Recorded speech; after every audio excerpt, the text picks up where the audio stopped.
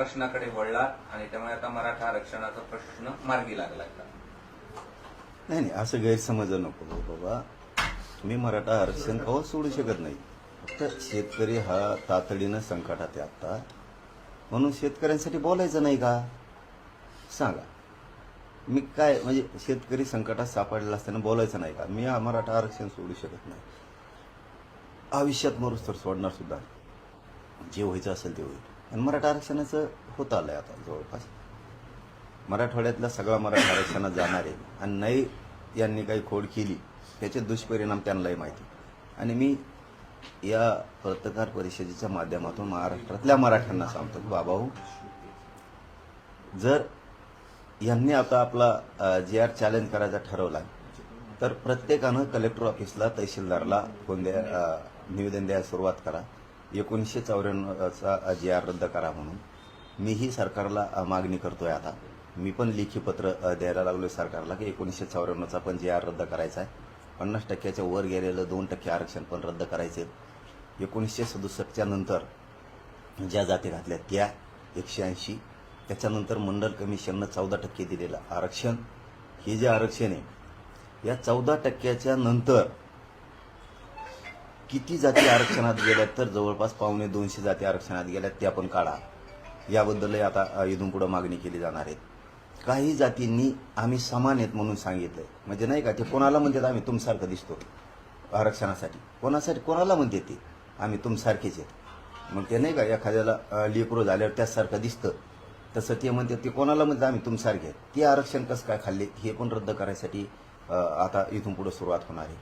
आमचं गॅझेटियरचं GR असताना सुद्धा, नोंदी असताना सुद्धा तुम्ही जर त्याला चॅलेंज करता तर आम्ही सुद्धा पुढच्या काळात करणार आहेत. त्यामुळं मराठ्यांनी सध्या 2 कामं करा. पहिलं काम, प्रत्येक कलेक्टर तहसीलदारला निवेदन द्यायचं 94चा GR रद्द करा. दुसरी मागणी त्यात घ्यायची 2% 50%च्या वर येते रद्द करा. त्याच्यात तिसरी मागणी घ्यायची, ज्या बहुमत जाती आरक्षणात घातल्यात मंडल कमिशनच्या नंतर 14%च्या नंतर गेलेल्या जाती ह्या सगळ्या बाहेर काढा. चौथी मागणी घ्यायची, प्रगत जाती पण सगळ्या बाहेर काढा. आणि ज्या समान जाती नाहीत, 5वी मागणी घ्यायची, ज्या समान जाती नाहीत त्या समान जाती आहेत म्हणून सुद्धा काहींना आरक्षण दिलं गेलंय ते नका. आणि याच्यानंतरचं काम, सगळ्या मराठ्यांनी महाराष्ट्रात समान आडनाव असलेले, सारखे आडनाव असलेल्या लोकांनी त्यांचे कुणबी प्रमाणपत्र निघालंय का बघा. आणि सगळ्यांनी अर्ज करून कुणबी प्रमाणपत्र काढा, प्रतिज्ञापत्र देऊन हे काम सुरू करा. आणि माझं या प्रेसच्या माध्यमातून सरकारलाही म्हणणं आहे, जे 58 लाख नोंदी निघाल्यात, विशेष करून विखे पाटील साहेबाला आणि फडणवीस साहेबांना माझं म्हणणं आहे, जे 58 लाख नोंदी निघाल्यात त्या 58 लाख नोंदीची यादी प्रत्येक ग्रामपंचायतला लावा. एक. दुसरं, केसेस मागं घ्यायच्या राहिल्यात बऱ्याच, त्या पटापटा घ्या.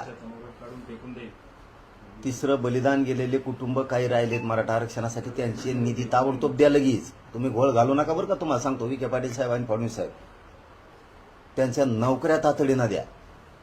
केसेस एक पण ठेवू नका. सातारा संस्थांचं गॅझेटियर घ्या, औंधचं घ्या, पुण्याचं घ्या, कोल्हापूरचं घ्या, पटापट घ्या. हे कामं मागं ठेवू नका. आणि 5वं काम, शिंदे समितीला नोंदी शोधायचं काम पुन्हा सुरू करा पटापट. आणि 6वं काम, गॅजेट प्रमाणे हैदराबादच्या GR काढलेल्या प्रमाणे अर्ज स्वीकारायचं. तहसीलदाराला, स्थानिक समितीला सांगा अर्ज भरून घ्या, स्थानिक चौकशी अहवाल भरून घ्या, मराठ्याला कुणबी प्रमाणपत्र द्या. हे 6 कामं आज प्रेसच्या माध्यमातून विखे पाटील साहेबाला आणि फडणवीस साहेबाला सांगतो, ते सुरू करा. नसता दिवाळीच्या नंतर तुम्हाला जड जाईन हे ध्यानात ठेवा. असं आहे की तुम्ही काल घोषणा केली शेतकऱ्यांसाठी आंदोलन करण्याची. कुठल्या एका विशिष्ट समाजामध्ये शेतकरी नाहीत, सर्व समाजामध्ये आहेत. आणि महाराष्ट्रातली सध्याची वस्तुस्थिती अशी आहे की मराठा आणि ओबीसी या 2 समाजाची मनं प्रचंड दुभंगलेली आहेत आरक्षणाच्या मुद्द्यावर. मग शेतकऱ्यांचा नेता म्हणून तुम्हाला ओबीसी कसं काय पाठीशी उभा राहतील आणि हे आंदोलन कसं उभं राहील मागे? हीच गपलं झाली बघा. म्हणून मी काल सांगितलं, ओबीसी विरुद्ध मराठावाद नाही. अजिबात नाही. गव्हासरची किरेड रगड्याचे काही संबंध नाही. ही लय मोठी चूक झाली ओबीसीकडून पण आणि मराठा समाजाकडून पण. सगळ्यांनी एकमेकाला डायरेक्ट तोडलं. आता छगन भुजबळ बोलतो म्हणजे काय सगळे माळी आले का?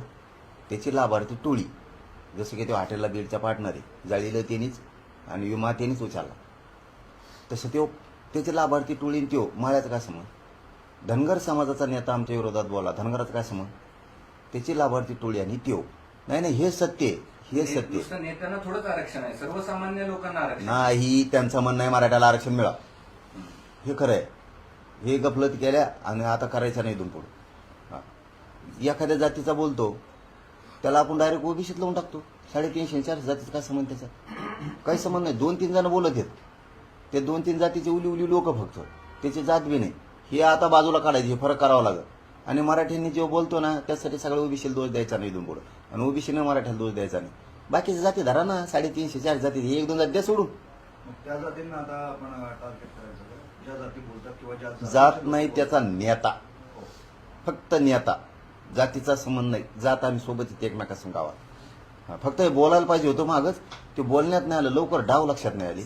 हे छगन भुजबळ ते काय करत ओबीसी नावाखाली राजकीय स्वार्थ साधून घेते तर मोकळे होते.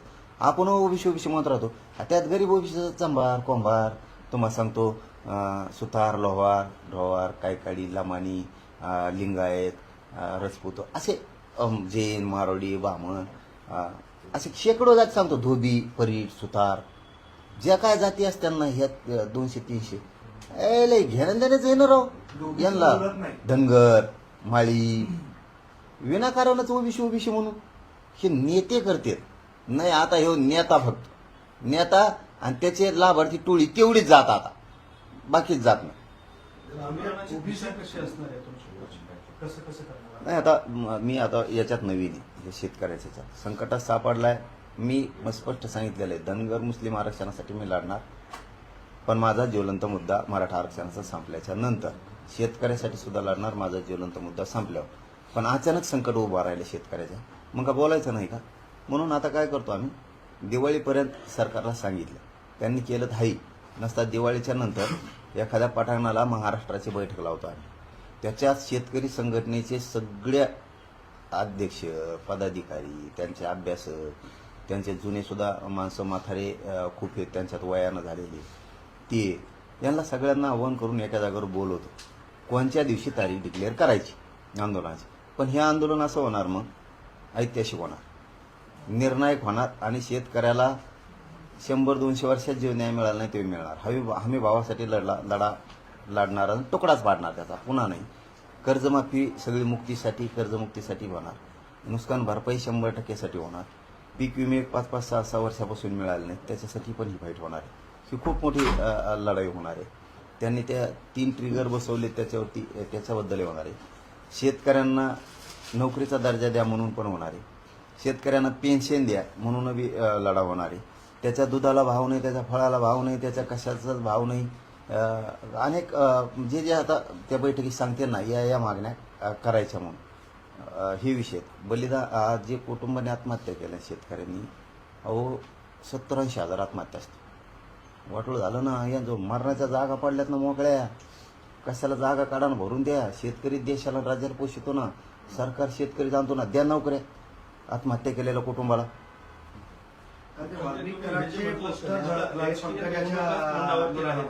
पंकजांचा जो आहे मेळावा होता तिथे वाल्मिक कराडचे पोस्टर झळकावलेत का? काय झालं? पंकजा मुंडे यांचा जो मेळावा होता तिथे वाल्मिक कराडचे पोस्टर घेऊन काही लोक उभे होते. आपण ते आणले असते कोणी चष्मा.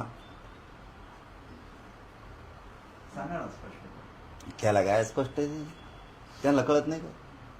ते पूर्वी लक्षात येतं ना तिच्या तवात कोण घेऊन येते. चष्मा पुढं घालून आणतो, चव घालायचं, चव घालायचं. अडचणीत आणतोय का? बापाच्या जागा कामाला डाग लागला पाहिजे ना, मग कोणी लावायचा? यायचं चष्म्यावालीने घेऊन 10-5 जण लारडा करायला लावायचा, चांगल्या लोकांना डाग लावायचा. धनंजय मुंडेंनी करायला लावलं असं तुमचं? मी काय म्हणू, आम्हाला काय करायचं? ते कसं असणार? दादा आहे ते, रक्त हातून रक्तानं भरलेले असते. दादा आहे. धनंजय मुंडे काल असं म्हणाले की मराठा समाजाला आरक्षण दिलं, आम्हाला आनंद आहे, पण आरक्षण म्हणजे ओबीसी मधून देऊ नका, त्यांना ओबीसीतून का घ्यायचंय? तुम्ही कायला घेतलं बंजारा समाजात? कायला घेतलं? लोकांच्या लेकराची नरडी फोडून खायला जमते का? कशाला घ्यायचं बंजारा समाजाचं? नाही ना घ्यायचं. आपण तर सारखे दिसत नाहीत. कुणाला म्हणायचं आम्ही तुम्ही सारखे दिसतो? हं? कशाला घ्यायचं त्यांचं? अरे आपल्या बी ढोंगा खाली अंधार असतो. कशाला लोकांच्या काड्या करतो? आणि मराठी जे बरे झाले ना, आता आणखी शाने होते बीड जिल्ह्यात, लय चांगलं झालं. वाक्य असं होतं, मराठा समाजाला आरक्षण दिलं मला आनंद आहे, मात्र काही जणांना ओबीसीचंच आरक्षण खायचं आहे म्हणून तुम्हाला डोळा लावला. मला काय बोलवतो म्हणा ह्या की नाही, मला टोला लावायला आणि त्याला आम्हाला ओबीसीचं खायचं आणि तू काय खातोर बंजारा समाजाचं? तू दिसतो का त्यांसारखा? कोणाला म्हणतो मी तो यासारखा दिसतो? आम्ही एकच, तुम्ही तसे दिसता का?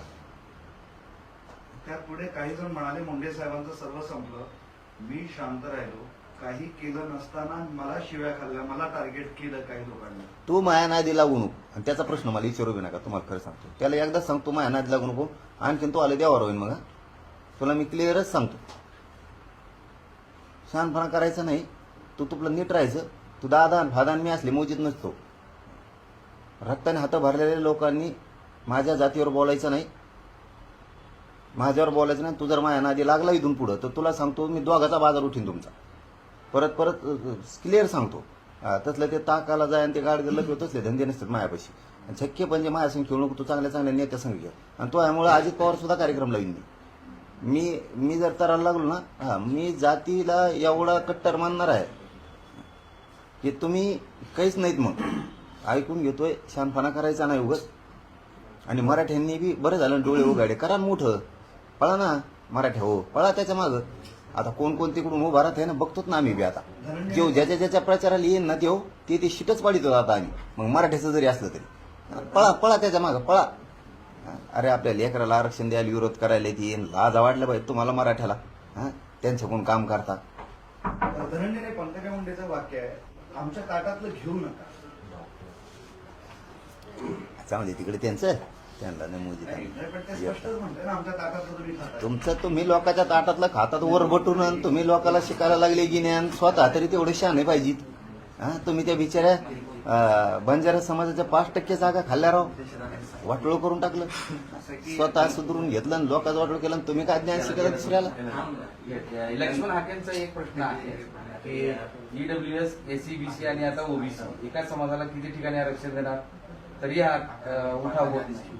कोणाचे हे प्रश्न ना काही जजू थांबा ना जरा. असल्याला नाही मोजीत मी. चल तरी पण त्यांचा प्रश्न, अरे दिलं ना उत्तर, मोजीत नाही मी. चल ओबीसी चला घ्या पुढे घ्या.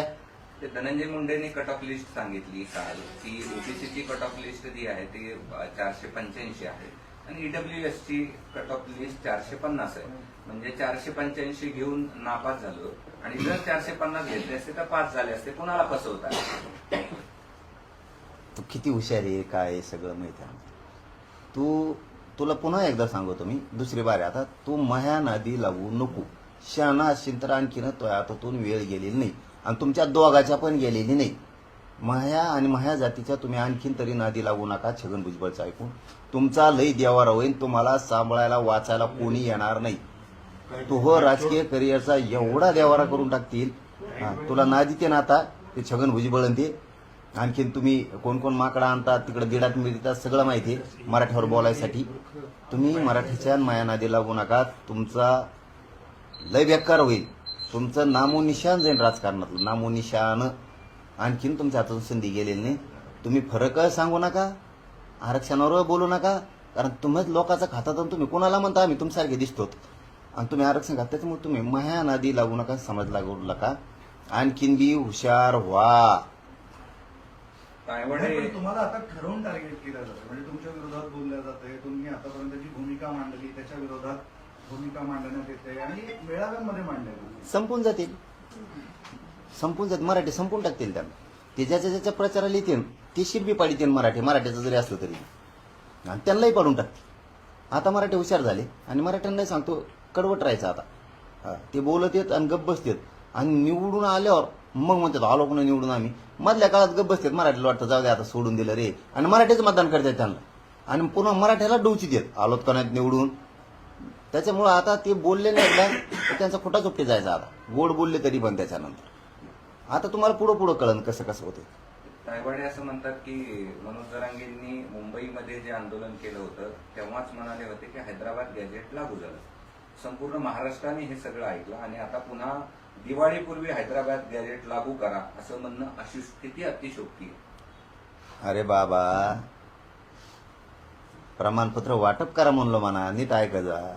वयानुसार असं नका करीच वेळेवणी. मी मानतो हो तुम्हाला, त्यांना उत्तर दिलं नाही मी आत्तापर्यंत जिंदगीत कवा. त्यांनी समजून घ्यावं मनाने, वयस्कर आहेत ते, ज्येष्ठ आहेत, त्यांना उत्तर दिलं 2 वर्षात म्या नाही दिलं. अरे वाटप करा म्हणतोय प्रमाणपत्र पाटापाटा, तुम्ही येड्यावून करतात काय माहिती बाबा. बरं, आता निवडणुका तोंडावर आहेत स्थानिक स्वराज्य संस्थांच्या, आणि तुम्ही शेतकऱ्यांचे प्रश्न उचलले. तर निवडणुकीच्या पार्श्वभूमीवर काय सांगणार आहे तुमचं सगळ्या शेतकऱ्यांना? सगळ्या मागण्या मान्य होऊस्तर शेतकऱ्यांनी कोणाच्याही सभाला जायचं नाही, प्रचाराला जायचं नाही. आपल्या गावात, जिल्ह्यात, महाराष्ट्रात राजकीय नेत्याची सभा होऊ द्यायची नाही. या मागण्या एकदा तुकडा पाडायचा म्हणजे 50-60 वर्षे बिनफिकीर आपण, टेन्शन नाही 100 वर्ष.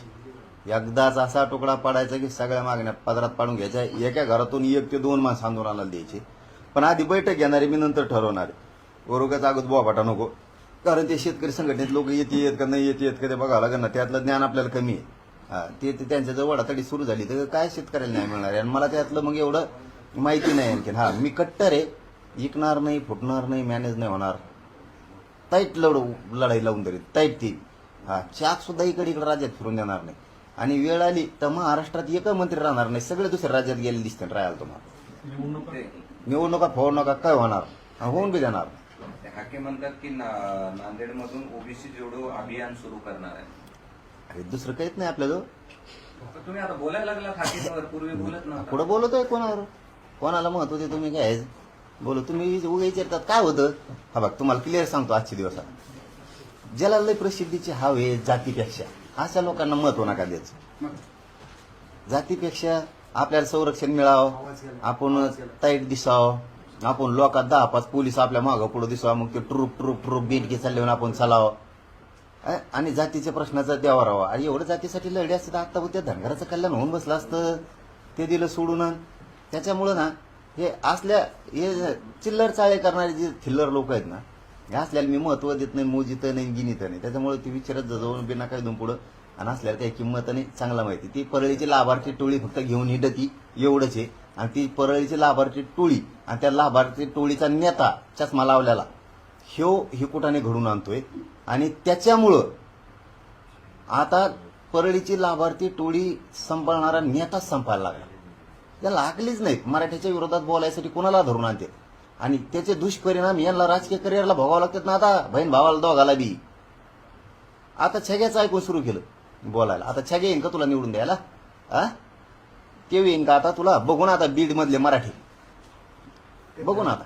ते धनंजय मुंडे म्हणतात मला काही लोकांनी अडचणीत आणलं, मात्र बहिणीने सावरलं, बहिणीने साथ दिली. सतत सोबत बसायची, सतत काय करायची? सतत सोबत राहायची, सोबत बसायची. मला कुणीतरी अडचणीत आणलं म्हणजे कोणी आणलं ठीक आहे, पण बहिणीने साथ दिली. तासन तास सोबत बसून आधार दिला. त्यांचा घरगुती प्रश्न, आपल्याला काय करायचं घरगुती प्रश्न त्यांचे. साथ द्या नका देऊ, पण खुनाचा बदला होणार. संतोष देशमुखांचा जो खून केला त्याला फाशी होणार. राहिलेले पण सगळे अटक करायचे, ती पण लढाई आता सुरू होणार आहे. महादेव मुंडेंच्या प्रकरणात सुद्धा लढाई आता पुन्हा नव्यानं सुरू होणार. सरकारला मी पाठीमागच्या 5-6 दिवसात सांगितलंय की महादेव भैया मुंडेच्या खुनाचं काय झालं, ते दुसरे गीते नावाचे आहेत त्यांच्याबद्दलचं काय झालं, मी 8 दिवसापूर्वीच बोललोय सुद्धा. आज मी मीडियाला सांगायला लागलोय. आणि संतोष भैया देशमुखांचे जे फरार आरोपी आहेत यांचं पकडायचं काय झालं, मोके काहींचे कशामुळे उठवले, याविषयी सुद्धा सरकारसोबत आपण बोललो. कारण त्याच्यावर सुद्धा खूप मोठं आंदोलन आता पुन्हा नव्यानं सुरू होणार आहे. का नुसतं महादेव भैया मुंडेंच्या प्रकरणात दिखाऊपणा केला, संतोष भैयाच्या प्रकरणात आरोपी पकडायला दिखाऊपणा केला, याच्यावरती सुद्धा खूप आणखी मोठं सुरू होणार आहे. लय पुढं पुढं बघा तुम्ही, लय लय लय निघणार आहे आता. हे आता आमच्या मराठ्याच्या आरक्षणाच्या विरोधात गेले ना, आता यांचं लय गाबाळ निघणार आहे.